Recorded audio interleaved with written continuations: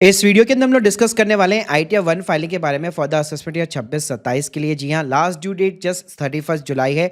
उसके पहले आपको इनकम टैक्स रिटर्न यहाँ पे फाइल करनी होगी। तो स्टेप बाय स्टेप बताऊंगा सैलरी टैक्स पेयर्स के लिए, इंडिविजुअल्स के लिए, प्लस दोनों रिजीम में बताऊंगा न्यू और ओल्ड टैक्स रिजीम दोनों में से कैसे आपको सही रिजीम यहाँ पे सेलेक्ट करनी है। अगर आप ओल्ड के साथ भी जाते हैं तो अच्छा खासा टैक्स का रिफंड यहाँ पे आप बना सकते हो। तो क्या क्या डिडक्शंस यहाँ पे अवेलेबल है, कैसे आपको चीज़ें कंपेयर करनी है, सबको बताऊंगा डिटेल के अंदर। तो प्लीज़ पूरा वीडियो यहाँ पे जरूर देखिएगा। वीडियो को स्टार्ट करने से पहले बताना चाहूंगा, अगर आप एक्सपर्ट के थ्रू आईटीआर फाइल कराना चाहते हैं, link in the description box, या आप हमसे सीखना भी यहाँ पे चाहते हैं तो you can join our master class, जहाँ पे आप बेसिक से लेकर एडवांस लेवल की चीजें सीख सकते हैं and you can trust over 1700 plus review. तो चलिए सबसे पहले मैं सीधा ही अपने इनकम टैक्स पोर्टल के ऊपर यहाँ पे आ चुका हूँ। तो सबसे पहले यहाँ पे बात करते हैं कि लास्ट डेट जो है आपकी 31 जुलाई रहने वाली है। उसके बाद में अगर आप फाइल करेंगे तो आपको पेनल्टी यहाँ पे बियर करनी पड़ेगी। तो पहला काम आपका क्या होना चाहिए, पहले आपको पता लगाना है कि मैं आईटीआर 1 के लिए एलिजिबल हूं कि नहीं।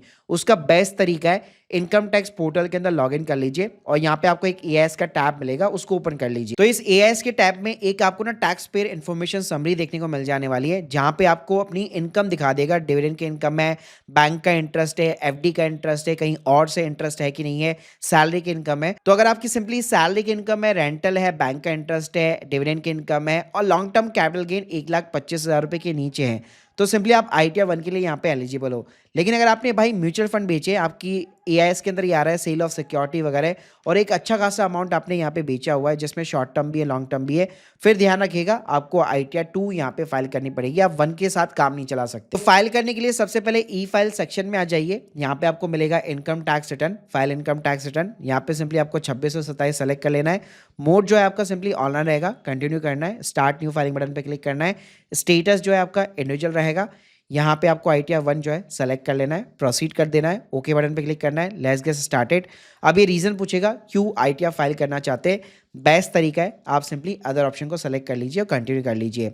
अब देखेंगे आप काफ़ी सारी यहाँ पे टैब खुल चुकी है, 1 बाय 1 करके हमें कंफर्म कराना है। शुरुआत करते हैं पर्सनल इन्फॉर्मेशन के साथ। अब पहला काम यहाँ पे आपको ये करना है कि कॉन्टैक्ट डिटेल्स के अंदर ही आपको एडिट मारना है, और यहाँ पे इस साल से पूछने वाला है आपका सेकेंडरी एड्रेस। तो आपको सिंपली यस बटन पे क्लिक करना है, तो आपका जो प्राइमरी एड्रेस था वही सिंपली यहाँ पे कॉपी पेस्ट हो जाएगा। तो आप इसको कंफर्म करा दीजिए। अब यहीं पे मेन काम आता है नेचर ऑफ द एम्प्लॉयमेंट का। तो अगर देखिए, अगर आप सिंपली प्राइवेट जॉब करते हैं तो यहाँ पे सिंपली आपको अदर सेलेक्ट करना है। लेकिन अगर आप गवर्नमेंट जॉब के अंदर है तो सेंट्रल गवर्नमेंट, स्टेट गवर्नमेंट के आपको ऑप्शन मिल जाएंगे, साथ में पीओसी का भी ऑप्शन है। अगर मान लीजिए आप जॉब ही नहीं करते, आप सिंपली एक अदर इनकम अपनी यहाँ पे रिपोर्ट करना चाहते हैं, तो उस केस में भी चाहो तो आप अदर्स का ऑप्शन सेलेक्ट कर सकते हो, कोई दिक्कत नहीं। उसके बाद में आपको नीचे आना है। यहाँ पे जो है पहले तो 139 सबसेक्शन 1 बाय डिफॉल्ट सेलेक्ट मिलेगा। यहाँ पे एक ऑप्शन है रिजीम को चेंज करने का। अब देखिए यहाँ पे बेस्ट तरीका ये है कि अगर आपकी 12 लाख रुपए उसके नीचे की इनकम है तो आपको इस ऑप्शन को हमेशा नो ही रखना है, ताकि आप टैक्स का बेनिफिट उठा सको। तो हम पहले न्यू टैक्स रिजीम के अंदर साइटिया को ड्राफ्ट करेंगे। फिर आपको लगता है कि यार नहीं, न्यू टैक्स रिजीम तो भाई मेरे लिए बेनिफिशियल नहीं है, अच्छा खासा टैक्स बन रहा है या मेरा टीडीएस का रिफंड यहाँ पे कम बन रहा है, तो यहीं पे हम वापस आएंगे और इस ऑप्शन को नो की जगह मैं यस कर दूंगा और फिर हम लोग अपनी आइडिया को ड्राफ्ट करेंगे।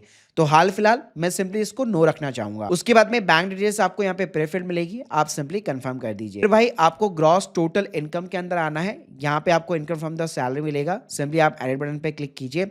अब यहाँ पे अगर आपके फॉर्म 16 अगर आपको इशू हो रखा है, आपका टीडीएस कटा हुआ है, तो salary as per section 70 subsection 1 यहाँ पे आपको अमाउंट बाय डिफॉल्ट ही प्री फिल्ड मिलेगा।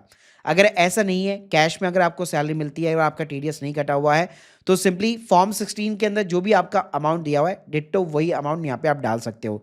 या अगर आपको कैश में सैलरी मिलती है तो अप्रैल से लेकर मार्च तक कैलकुलेट कर लीजिए कितनी मेरे को सैलरी मिली है कैश के अंदर या वाया द बैंक में यहाँ पे मिलती है, तो और वो सैलरी का अमाउंट यहाँ पे आप पुट कर सकते हो। उसके बाद में वैल्यू ऑफ द परक्विजिट, ये नॉर्मली लोगों पे एप्लीकेबल नहीं होता है। एग्जेम्प्ट अलाउंस में भी न्यू टैक्स में कुछ खास अलाउंसेस नहीं मिलते हैं। लेकिन हाँ, इस साल अगर आप रिटायर्ड हुए हैं, अगर आपको ग्रेचुटी वगैरह मिली है, तो आप अपना फॉर्म 16 चेक कर सकते हो। यहाँ पे प्रॉपर तरीके से चीज़ें मेंशन होगी, तो उतना ही अमाउंट यहाँ पे उन चीज़ों को सेलेक्ट कर लीजिए। जैसे अगर ग्रेचुटी मिली है तो आप यहाँ पे ग्रेचुटी का कॉलम सेलेक्ट कर लीजिए और यहाँ पे आप अमाउंट डाल सकते हो। ऐसे मान लीजिए आपको लीव एनकैशमेंट मिला है, कम्यूटेड पेंशन मिली है, तो वो चीज़ें आप सेलेक्ट करके अमाउंट डाल सकते हो। बाकी न्यू टैक्स में एचआरए, एलटीए वगैरह ऐसा कुछ भी आपको देखने को नहीं मिलता है। फिर उसके बाद में नीचे आपको स्टैंडर्ड डिडक्शन देखने को मिल जाती है 75,000 रुपए की। आपको कुछ यहाँ पे छेड़छाड़ करने की जरूरत नहीं है, सिंपली यहाँ पे आप सेव करा दीजिए। फिर देखिए हमारा हाउस प्रॉपर्टी का कॉलम आता है। यहाँ पे आपको एक सिंपल सा रूल बता देता हूँ। अगर आपकी रेंटल इनकम है तभी इस कॉलम के अंदर आपको डिटेल्स इंसर्ट करनी है। लेकिन अगर आपकी खुद की प्रॉपर्टी है, उस पे होम लोन लिया हुआ है, होम लोन का डिडक्शन लेना चाहते हो, तो उसका डिडक्शन का बेनिफिट जो है आपको न्यू टैक्स में देखने को नहीं मिलता। तो आपको ये कॉलम ना फिलअप ही नहीं करना है। मतलब अगर आपका होम लोन है खुद ही की प्रॉपर्टी पे जहाँ पे आप रह रहे हो, तो उसका टैक्स बेनिफिट के लिए आप ये कॉलम को फिलअप नहीं कर सकते। वो जब करेंगे जब हम लोग ओल्ड टैक्स स्ट्रीम को सेलेक्ट करेंगे। तो ये कॉलम कब काम आएगा? जब आपकी रेंटल इनकम हो। अगर आपकी रेंटल इनकम है तो सबसे पहले आप यहाँ पे प्रॉपर्टी का एड्रेस डालने के बाद में यहाँ पे आपको अपनी ओनरशिप डालनी है। किसी के साथ में को ओन हो तो आपको यस नो के अंदर यहाँ पे जवाब देना है, फिर अपना परसेंटेज डालना है। जो भी टेनेंट है उस टेनेंट की आपको यहाँ पे डिटेल्स भी डालनी है। तो यहाँ पे आप देख सकते हो टेनेंट का ऑप्शन मिल जाएगा। तो टेनेंट में ऐसा नहीं है कि उसका पैन कार्ड नंबर डालना बंदेगा, जो भी किराए पर रह रहा है उसका सिंपली आप नाम डाल सकते हो। इसके अलावा 12 महीने में जितना भी आपको रेंटल यहाँ पे रिसीव हुआ है, चाहे कैश में हुआ है, बैंक के अंदर हुआ है, वो सिंपली यहाँ पे आपको जो है पुट कर देना है। उसके बाद में म्युनिसिपल पार्टी को अगर आप कोई साल में हाउस टैक्स वगैरह पे करते हो तो वो अमाउंट का क्लेम आप यहाँ पे ले सकते हो। फिर उसके बाद में नीचे की साइड में आना है, यहाँ पे आपको interest on the borrowed capital मिलेगा। तो जो रेंटेड प्रॉपर्टी है उस पे अगर आपने होम लोन ले रखा है तो अपने होम लोन का इंटरेस्ट का आप सर्टिफिकेट यहाँ पे बैंक से मंगवा लीजिए। तो कुछ इस टाइप का सर्टिफिकेट होता है। इसके अंदर क्या होता है बेसिकली कि आपने ना एज ए ईएमआई कितना इंटरेस्ट पूरे फाइनेंशियल ईयर के अंदर पे किया है वो मेंशन होता है। तो जितना भी इंटरेस्ट आपने पे किया है यहाँ पे ऐड डिटेल्स पे क्लिक करना है। कौन से बैंक से लिया है, बैंक का नाम डालिए, लोन का account number, date of sanction of loan, कितना लोन का अमाउंट है, कितना आउटस्टैंडिंग है और कितना एज ए इंटरेस्ट आपने यहाँ पे पे किया है। तो मान लीजिए अगर आपने 1.5 लाख रुपए एज ए पे किया है इंटरेस्ट ईएमआई के रूप में, तो वो अमाउंट यहाँ पे आप पुट कर सकते हो। जितने भी इंटरेस्ट की डिडक्शंस होगी वो यहाँ पे आपको इस कॉलम में देखने को मिल जाती है। उसके बाद में आप सिंपली सेव करा सकते हो। उसके बाद में यहाँ पे आपको income from the other sources मिलेगा।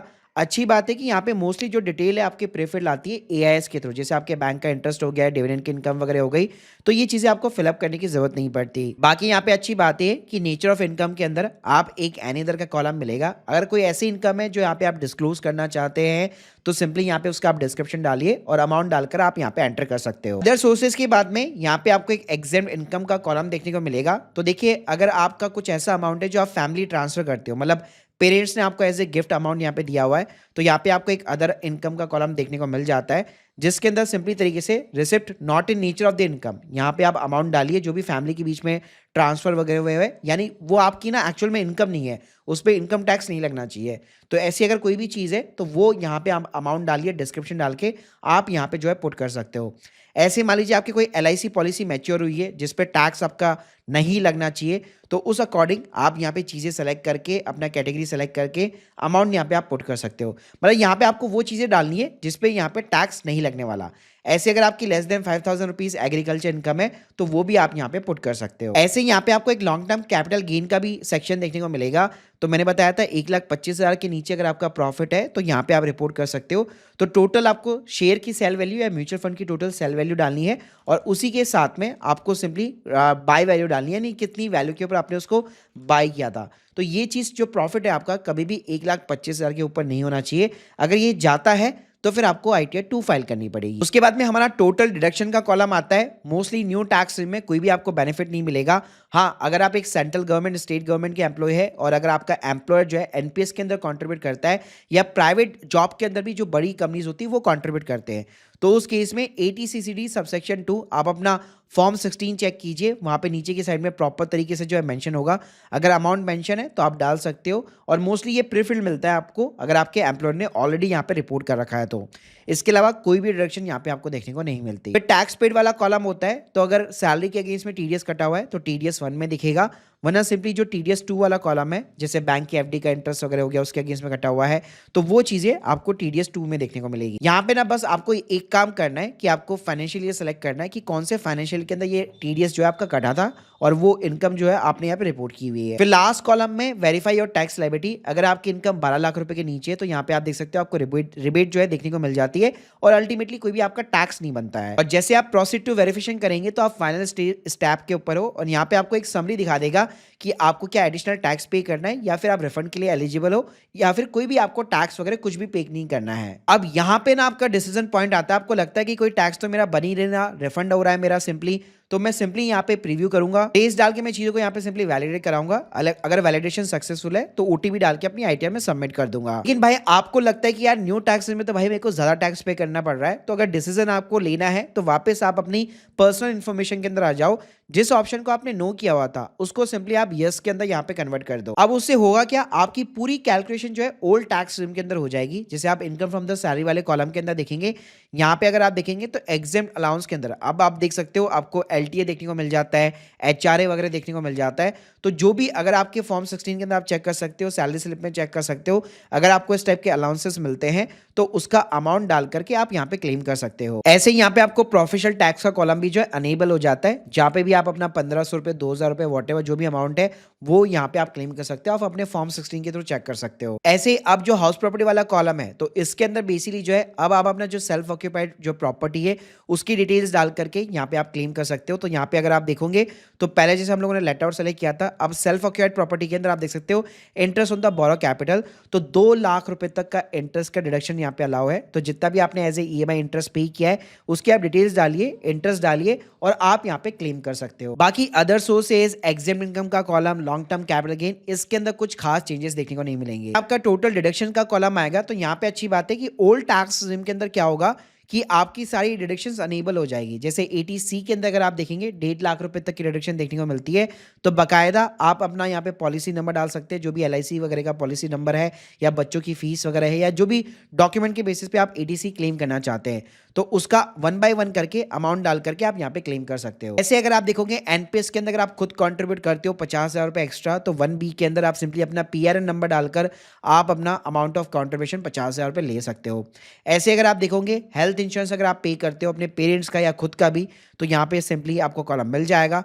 आप अपना बकायदा हेल्थ इंश्योरेंस की डिटेल्स डालिए, कौन सी इंश्योरेंस कंपनी है, कितना प्रीमियम आप पे करते हैं, ये डिटेल्स आप ले सकते हो। इसके अलावा प्रिवेंटिव हेल्थ चेकअप भी आपको जो है 5,000 रुपए तक देखने को मिल जाएगा। ऐसे फिर आपका जो सेविंग अकाउंट का इंटरेस्ट होता है तो वो 80TTA के अंदर जो है आप ऐड बटन पे क्लिक करके जितना सेविंग अकाउंट का इंटरेस्ट है उतना 10,000 रुपए तक आप बकायदा यहाँ पे क्लेम कर सकते हो। ऐसे मान लीजिए अगर आपने यहाँ पे डोनेशन वगैरह दिए किसी चैरिटी फंड वगैरह को, तो 80G के अंदर अगर आपके पास प्रॉपर रिसिप्ट वगैरह है तो डोनेशन वगैरह की डिटेल्स डाल करके आप प्रॉपर यहाँ पे क्लेम कर सकते हो। तो ऐसे साइड डिडक्शन क्लेम करने के बाद में टैक्स पेड कॉलम के अंदर कोई चेंज नहीं आएगा, बस लास्ट कॉलम के अंदर ये आएगा कि अगर आपकी इनकम 5 लाख रुपए को क्रॉस करती है तो यहाँ पे आपका प्रॉपर टैक्स बनेगा।